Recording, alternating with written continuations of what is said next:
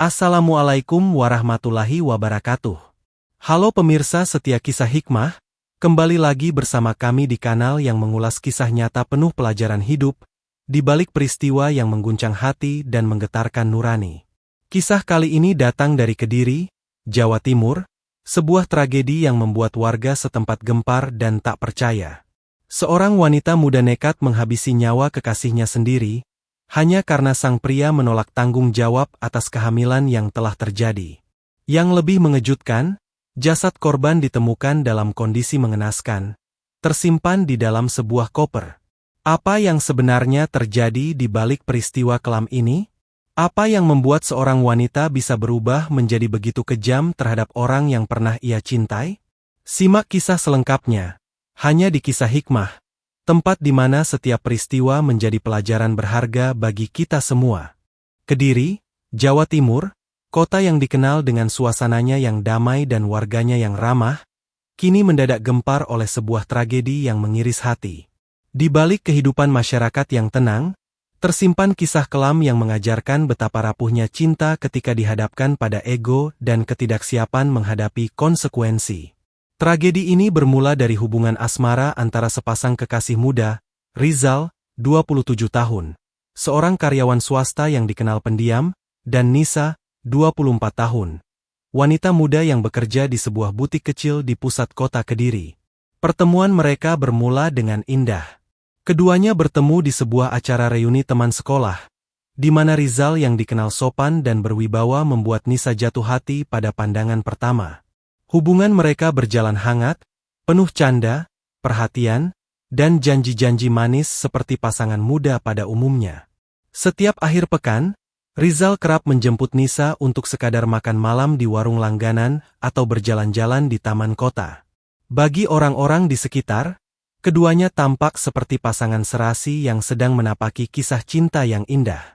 Tak ada yang menyangka bahwa di balik senyum bahagia itu, kelak akan lahir sebuah tragedi mengerikan yang mengguncang seluruh kota. Namun, seiring waktu berjalan, hubungan mereka menghadapi ujian yang berat. Nisa, yang begitu percaya pada cinta Rizal, mulai menaruh harapan besar bahwa hubungan mereka akan berakhir di pelaminan.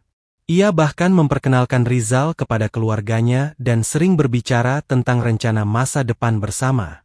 Tapi, semua berubah ketika Nisa menyadari dirinya telah mengandung buah dari hubungan mereka.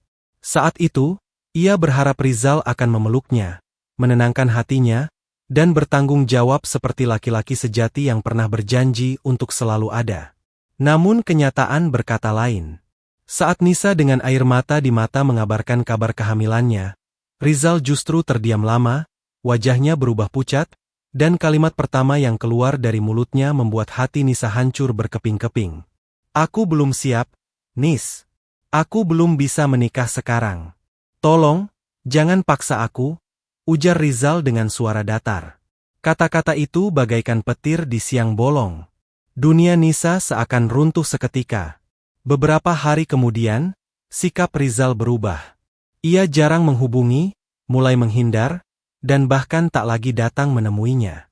Setiap pesan yang dikirim Nisa hanya dibalas singkat, atau kadang tak dibalas sama sekali. Nisa merasa ditinggalkan, dikhianati, dan dipermalukan oleh orang yang paling ia percayai. Ia berusaha keras menghubungi Rizal, memohon agar lelaki itu bertanggung jawab atas apa yang telah terjadi. Namun upayanya selalu berakhir dengan kekecewaan. Dalam salah satu pertemuan terakhir mereka, Rizal bahkan sempat berkata dengan nada keras, "Aku nggak mau terlibat lagi. Ini semua salahmu." Sejak saat itu, hati Nisa berubah. Ia tak lagi memandang Rizal sebagai kekasih, melainkan sebagai sumber penderitaannya. Malam demi malam, ia menangis dalam sepi, tak tahu harus berbuat apa. Ia merasa hidupnya hancur, masa depannya sirna, dan kehormatannya tercoreng. Tak ada tempat baginya untuk bercerita. Ia menutup diri dari teman-teman, berhenti bekerja, dan lebih sering mengurung diri di kamar sempit kontrakannya di pinggiran kota Kediri. Di dalam kesunyian itu, rasa kecewa, sakit hati, dan marah mulai tumbuh menjadi bara dendam. Nisa mulai membayangkan bagaimana hidupnya akan berakhir tanpa keadilan, sementara Rizal hidup tenang tanpa rasa bersalah. Dalam pikirannya yang kacau, ia mulai menyusun rencana. Ia ingin menuntut keadilan dengan caranya sendiri, cara yang kelak membuat seluruh Kediri terkejut dan tak percaya. Namun, siapa sangka, dari cinta yang dulu bersemi indah, justru lahir tragedi mengerikan yang akan mengubah dua keluarga dan satu kota selamanya. Sebuah kisah yang menjadi bukti bahwa cinta tanpa tanggung jawab hanyalah jalan menuju kehancuran. Hari-hari setelah penolakan itu menjadi masa paling kelam dalam hidup Nisa. Perempuan muda yang dulunya ceria kini berubah murung dan pendiam. Ia tak lagi bekerja di butik tempatnya mencari nafkah. Setiap pagi, ia hanya duduk di depan jendela kamar kontrakannya yang sederhana, menatap kosong ke arah jalan. Wajahnya pucat, matanya sembab, dan pikirannya kalut. Semua yang dulu terasa indah, kini hanya menyisakan luka mendalam yang sulit disembuhkan. Dalam kesendiriannya, Nisa berkali-kali mencoba menghubungi Rizal. Ia mengirim pesan, menelpon, bahkan mendatangi tempat kerja Rizal dengan harapan bisa bicara baik-baik. Namun semua usahanya sia-sia. Rizal tak mau menemuinya, bahkan beberapa kali terlihat sengaja menghindar.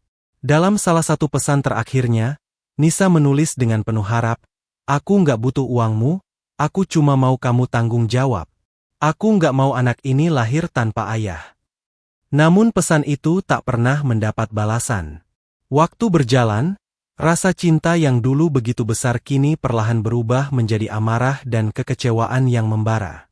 Malam demi malam, Nisa diliputi oleh bisikan-bisikan keputusasaan.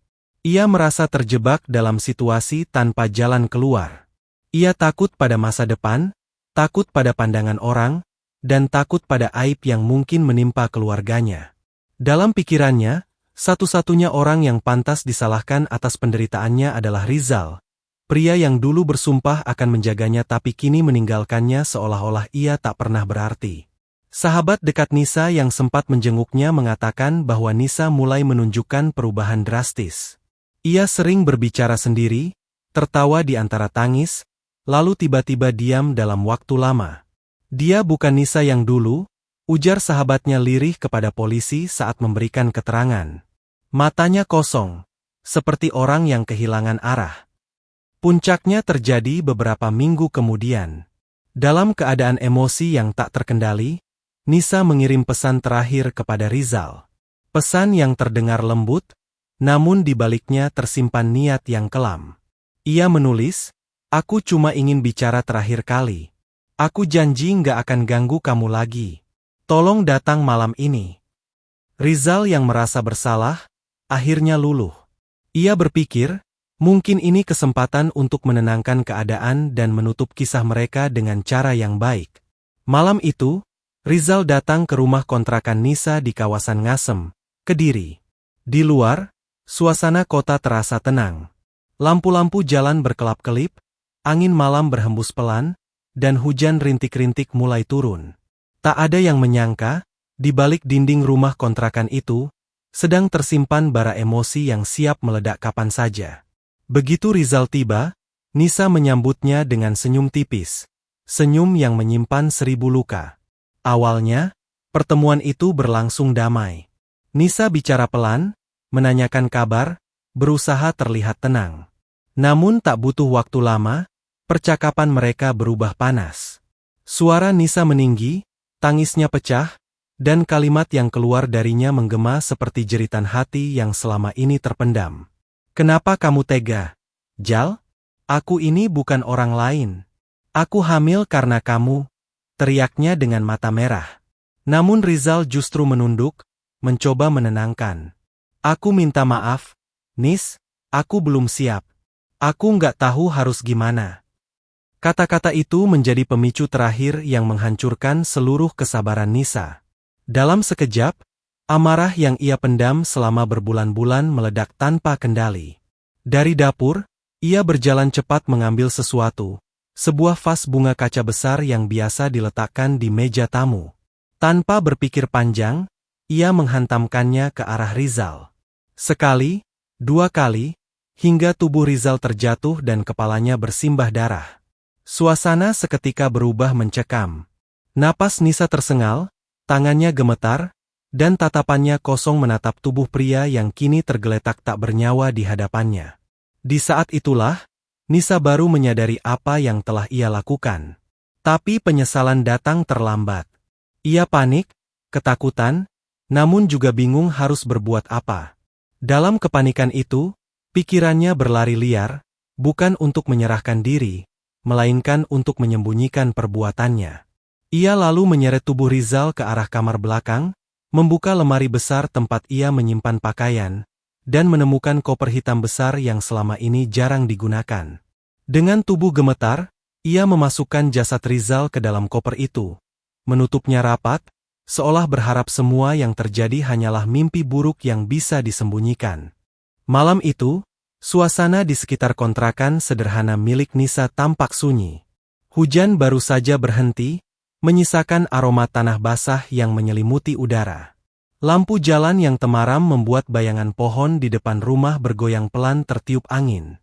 Tak ada yang menyangka, di balik pintu rumah bercat krem itu, tengah terjadi peristiwa mengerikan yang akan mengguncang satu kota keesokan harinya. Tubuh Rizal tergeletak di lantai ruang tamu, bersimbah darah. Pukulan keras dari vas bunga kaca telah membuatnya tak bernyawa. Nisa berdiri terpaku, wajahnya pucat pasi, napasnya tersengal. Tangannya gemetar hebat, dan matanya menatap kosong ke arah tubuh lelaki yang dulu ia cintai dengan sepenuh hati. Dalam sekejap, ia berubah dari seorang perempuan yang terluka menjadi pelaku tragedi berdarah. Detik demi detik terasa berjalan sangat lambat. Di dalam kepanikan, pikirannya bercampur aduk antara ketakutan dan penyesalan. Aku nggak mau masuk penjara. Aku nggak mau orang tahu, gumamnya lirih sambil menutup wajah dengan kedua tangan. Namun darah yang menetes di lantai, tubuh yang mulai kaku, dan aroma logam yang menusuk hidung membuatnya sadar. Ia harus melakukan sesuatu. Dengan sisa tenaga, Nisa menyeret tubuh Rizal ke arah kamar belakang. Suara gesekan tubuh di lantai terdengar lirih tapi tajam, seolah menembus keheningan malam. Ia membuka lemari besar tempat menyimpan barang-barang lama dan menemukan koper hitam berukuran besar, yang selama ini hanya tersimpan di pojok ruangan.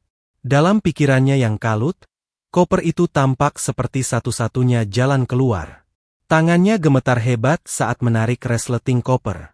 Ia membuka lebar, menarik tubuh Rizal yang sudah tak bergerak, lalu berusaha memasukkannya ke dalam. Proses itu tidak mudah. Tubuh korban terlalu berat, dan koper terlalu sempit. Namun rasa takut membuatnya kuat di luar logika.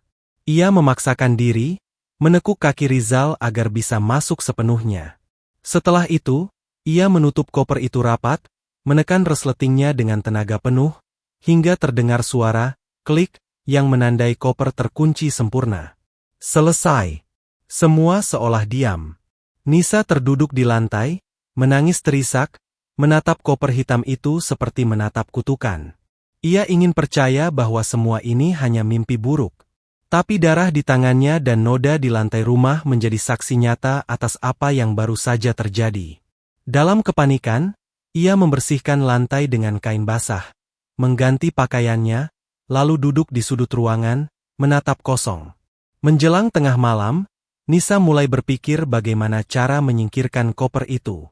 Ia menunggu suasana di luar benar-benar sepi. Sekitar pukul 2 dini hari, ia keluar dari rumah dengan mengenakan jaket tebal dan masker, menarik koper itu perlahan melalui gang kecil yang gelap. Hanya suara roda koper yang berderit di antara kesunyian malam. Beberapa warga yang masih terjaga karena ronda malam sempat melihat sosok perempuan berjalan sambil menarik koper besar. Namun tak ada yang curiga. Mereka mengira Nisa baru pulang dari perjalanan jauh atau pindahan. Padahal, di dalam koper itu, terbujur jasad pria yang menjadi sumber cintanya sekaligus sumber penderitaannya. Setelah berjalan hampir 1 kilometer, Nisa berhenti di sebuah area kosong di pinggir jalan raya kawasan Ngasem, Kediri. Di sana, ia menurunkan koper itu perlahan, memandangnya untuk terakhir kali, dan berbisik lirih, "Aku nggak punya pilihan lain. Jal, maafkan aku." Air matanya jatuh, membasahi permukaan koper yang kini menjadi saksi bisu dari perbuatannya sendiri. Ia lalu berbalik dan berjalan cepat meninggalkan tempat itu tanpa menoleh ke belakang. Hanya suara langkah kakinya yang pelan terdengar di tengah sunyi malam. Beberapa jam kemudian, fajar mulai menyingsing. Burung-burung mulai bersuara, dan sinar matahari perlahan menembus kabut pagi. Di saat sebagian warga baru memulai aktivitas, sebuah koper besar tergeletak mencurigakan di pinggir jalan. Awalnya tak ada yang peduli, hingga aroma menyengat mulai tercium. Seorang warga yang hendak berangkat kerja berhenti, mendekat, dan menutupi hidungnya karena bau busuk yang begitu kuat. Ia memanggil warga lain, dan tak lama kemudian, kerumunan pun terbentuk. "Ini kayaknya bukan bau biasa," ujar salah satu warga dengan wajah cemas. Mereka lalu memutuskan untuk melapor ke pihak berwajib. Dan disinilah awal dari pengungkapan tragedi besar itu dimulai, koper hitam yang menjadi simbol cinta yang berubah menjadi kematian. Sebuah misteri yang akan membuka tabir kelam di balik hubungan dua insan yang tak mampu mengendalikan emosi dan tanggung jawab. Pagi itu, suasana di kawasan Ngasem, Kediri, tampak biasa saja. Jalanan mulai ramai, suara motor dan pedagang keliling bersahut-sahutan, menandakan awal hari yang baru. Namun di salah satu sudut jalan, tepat di dekat semak-semak kecil, terlihat sebuah koper hitam besar tergeletak mencurigakan. Awalnya, tak ada yang memperhatikannya. Warga mengira koper itu mungkin milik seseorang yang jatuh dari kendaraan atau barang yang sengaja dibuang. Namun, seiring matahari mulai meninggi, bau tak sedap mulai menyebar di sekitar lokasi. Bau yang menyengat dan menusuk hidung, berbeda dari bau sampah biasa. Beberapa warga yang melintas mulai menutup hidung, saling pandang dengan wajah heran. "Ini bau apa, ya?" "Dari koper itu, kayaknya," ujar seorang pedagang sayur yang kebetulan berhenti di sana. Tak butuh waktu lama, rasa penasaran berubah menjadi kecemasan. Seorang warga bernama Pak Tarmo, yang rumahnya tak jauh dari lokasi, memberanikan diri mendekat. Ia mencoba menyingkirkan koper itu sedikit dengan tongkat kayu. Namun saat melakukannya, dari celah resleting yang sedikit terbuka, tercium bau busuk yang semakin kuat. "Kayaknya ini bukan barang biasa," katanya gemetar. Warga pun segera melapor ke pihak kepolisian. Beberapa menit kemudian, dua petugas patroli datang ke lokasi dengan mobil dinas. Mereka memasang garis pembatas dan meminta warga menjauh. Saat koper itu dibuka perlahan oleh petugas, suasana langsung berubah mencekam. Teriakan histeris terdengar dari warga sekitar yang menyaksikan dari kejauhan. Di dalam koper itu, terbujur jasad seorang pria muda dengan tubuh sudah mulai membiru dan luka parah di bagian kepala. Pemandangan itu membuat suasana mendadak hening. Beberapa warga terlihat menangis, sebagian lagi memilih menutup wajah, tak sanggup melihat. Petugas segera mengevakuasi jasad tersebut ke Rumah Sakit Bayangkara Kediri untuk dilakukan autopsi, sementara koper dan lokasi kejadian dijadikan TKP utama. Kabar penemuan jasad dalam koper itu menyebar cepat ke seluruh penjuru kota. Dalam hitungan jam, media lokal dan nasional mulai memberitakannya. Judul-judul berita bermunculan, "Mayat dalam koper gegerkan Kediri, siapa korban dan siapa pelakunya." Jalan raya tempat koper itu ditemukan pun mendadak menjadi lokasi keramaian, dipenuhi warga yang penasaran ingin melihat langsung tempat kejadian perkara. Sementara itu, tim penyidik dari Polres Kediri bergerak cepat. Mereka menelusuri setiap petunjuk, mulai dari sidik jari di koper, jejak darah di bagian dalam, hingga nomor seri koper yang menjadi kunci awal pengungkapan. Hasil awal penyelidikan menunjukkan bahwa koper tersebut bukan sembarangan. Koper itu baru dibeli secara online beberapa minggu sebelumnya. Melalui data transaksi, polisi berhasil menemukan identitas pembeli yang mencurigakan, dan nama itu adalah Nisa, seorang wanita muda yang tinggal tak jauh dari pusat kota. Ketika polisi mendatangi alamat yang tercatat di data pengiriman, rumah kontrakan tersebut tampak sepi. Pintu tertutup rapat, dan beberapa tetangga mengaku sudah beberapa hari tidak melihat penghuni rumah itu keluar. Namun salah satu warga memberikan kesaksian yang mengubah arah penyelidikan. Saya sempat lihat dia malam-malam bawa koper besar, ujar seorang ibu pemilik warung di seberang rumah Nisa. Saya kira mau pindahan, tapi anehnya, habis itu dia nggak kelihatan lagi. Petugas semakin yakin bahwa koper yang ditemukan di pinggir jalan itu terkait langsung dengan penghuni rumah tersebut. Malam itu juga, tim gabungan mendatangi lokasi dan melakukan penggeledahan. Hasilnya, polisi menemukan noda darah di lantai ruang tamu yang sempat dibersihkan, serta pecahan kaca vas bunga di bawah meja, benda yang kemudian diyakini sebagai senjata pemukul korban. Tak butuh waktu lama, polisi pun menetapkan Nisa sebagai tersangka utama. Pengejaran dilakukan hingga dini hari, dan keesokan harinya, Nisa berhasil ditangkap di kos temannya di daerah Pare, sekitar 20 km dari pusat kota Kediri. Saat ditangkap, wajahnya terlihat lemah, matanya sembab, dan ia hanya terdiam tanpa sepatah kata pun. Dalam perjalanan menuju kantor polisi, Nisa menangis tanpa suara. Ia tahu, rahasianya telah terbongkar. Cinta yang dulu ia perjuangkan kini telah berubah menjadi tragedi besar yang merenggut segalanya. Cinta, kebebasan, dan masa depannya sendiri. Setelah penemuan koper hitam yang menggegerkan warga Kediri, penyelidikan kepolisian berlangsung intensif. Dalam waktu kurang dari 24 jam, Nisa, 24 tahun, wanita muda yang diduga kuat terlibat dalam kasus tersebut, berhasil diamankan di sebuah kamar kos sederhana di daerah Pare, Kabupaten Kediri. Saat tim polisi mendobrak pintu kamarnya, Nisa ditemukan sedang duduk di pojok ruangan, mengenakan jaket lusuh dan menatap kosong ke lantai. Ia tidak melawan, tidak berteriak, hanya menunduk dalam diam seolah seluruh tenaga dan harapannya telah hilang. Petugas segera menggiringnya ke Mapolres Kediri. Di ruang pemeriksaan, Nisa terlihat pucat dan gemetar. Wajahnya menampakkan kelelahan luar biasa, matanya sembab, dan suaranya bergetar setiap kali menjawab pertanyaan. Di hadapan penyidik, ia akhirnya mengakui seluruh perbuatannya. Dengan suara lirih dan terbata-bata, Nisa berkata, "Aku nggak berniat ngebunuh dia. Aku cuma pengin dia tanggung jawab, tapi aku emosi. Aku nggak bisa tahan lagi." Pengakuan itu membuat ruangan penyidik hening sejenak. Seorang perwira senior yang memimpin interogasi sempat berhenti menulis, menatap Nisa dengan ekspresi campuran antara iba dan geram. Dalam penjelasannya, Nisa menceritakan semua kejadian dengan detail. Ia mengaku sudah tidak sanggup menahan tekanan batin setelah ditolak oleh Rizal, kekasih yang ia percaya akan menikahinya setelah mengetahui dirinya hamil. Penolakan itu, ditambah dengan sikap dingin Rizal yang terus menghindar, membuat pikirannya kalut.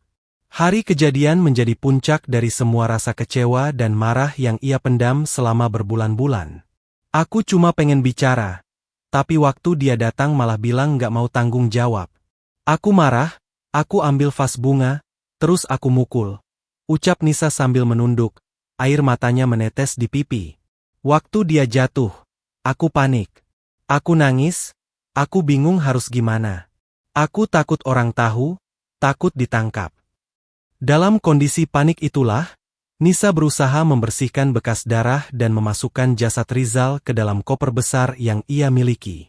Ia lalu menunggu malam tiba sebelum akhirnya menyeret koper itu keluar dari rumah dan membuangnya di pinggir jalan kawasan Ngasem.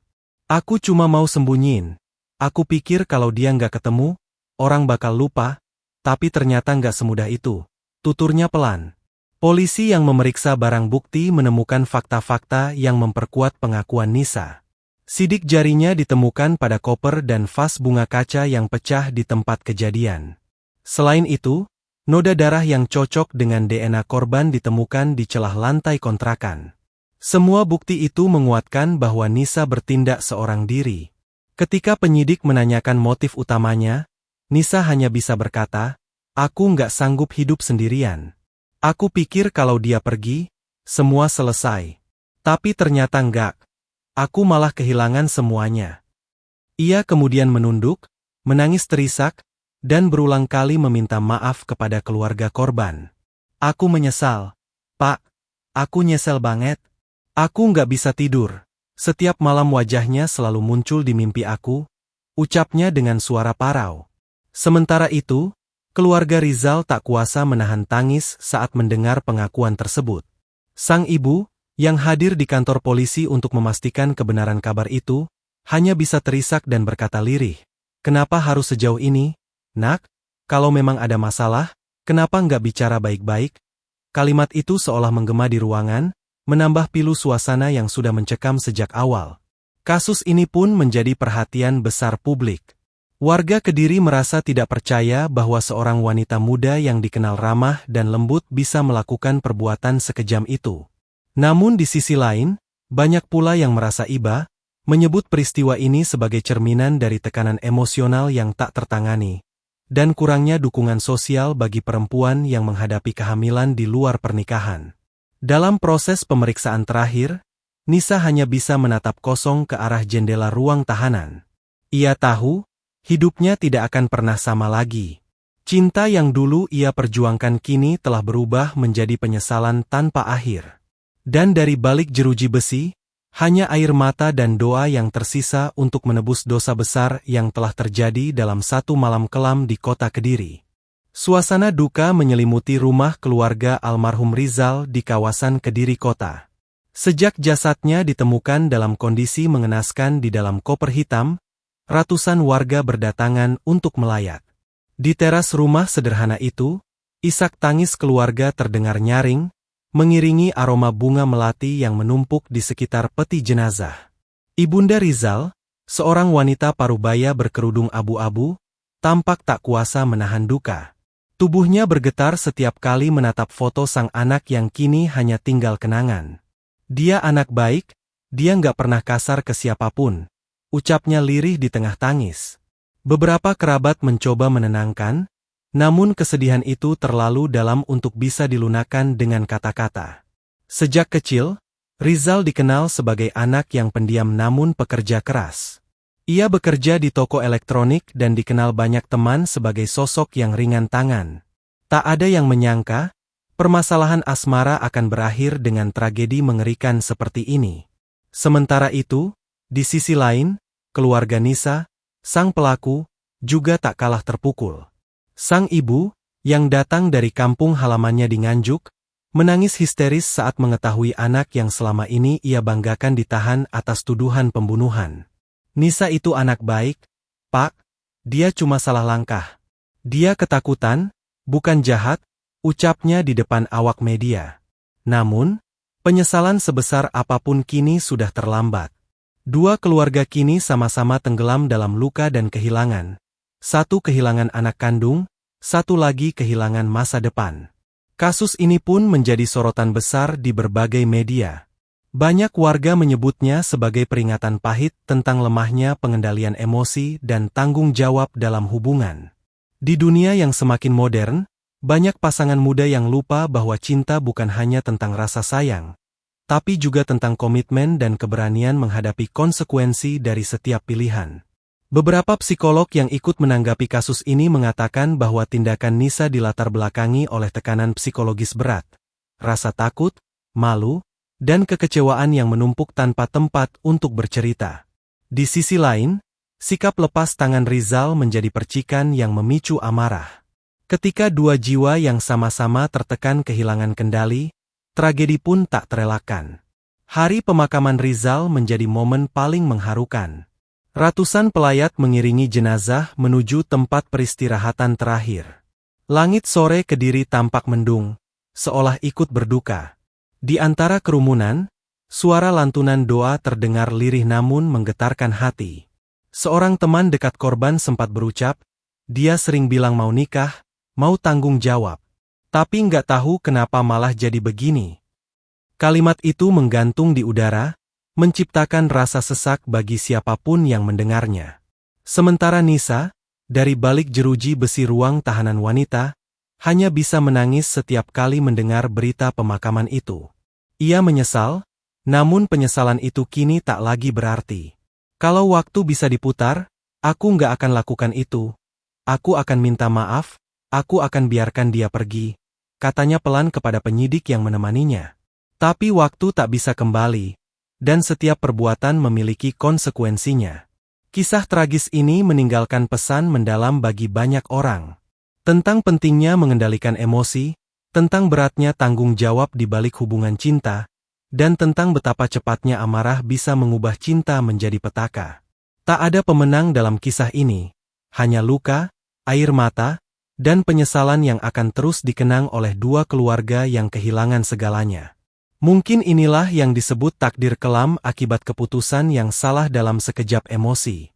Dari kisah ini, kita belajar bahwa cinta tanpa kejujuran akan melahirkan kebohongan, dan cinta tanpa tanggung jawab hanya akan menumbuhkan penderitaan. Sebab dalam setiap hubungan, kepercayaan dan keberanian untuk menghadapi kenyataan jauh lebih berharga daripada janji manis yang mudah diucapkan. Kasus tragis yang mengguncang Kediri ini menjadi pengingat bahwa di balik setiap amarah, selalu ada pilihan untuk menahan diri. Bahwa di balik setiap luka batin, selalu ada jalan untuk meminta pertolongan, bukan menghancurkan kehidupan orang lain, dan juga diri sendiri. Nisa, seorang wanita muda yang seharusnya tengah menata masa depan, kini harus menanggung konsekuensi berat dari satu keputusan keliru. Sementara Rizal, pria yang pernah ia cintai dengan sepenuh hati, kini hanya tinggal nama di batu nisan. Dua anak muda, dua hati yang dulu saling mencintai, kini berakhir dalam kisah duka yang menjadi pelajaran bagi banyak orang. Kehidupan seringkali membawa kita pada ujian yang tak terduga. Ada kalanya cinta membuat kita buta, dan kecewa menjelma menjadi bara. Namun, sebesar apapun rasa sakit, kekerasan dan dendam tidak pernah menjadi jawaban.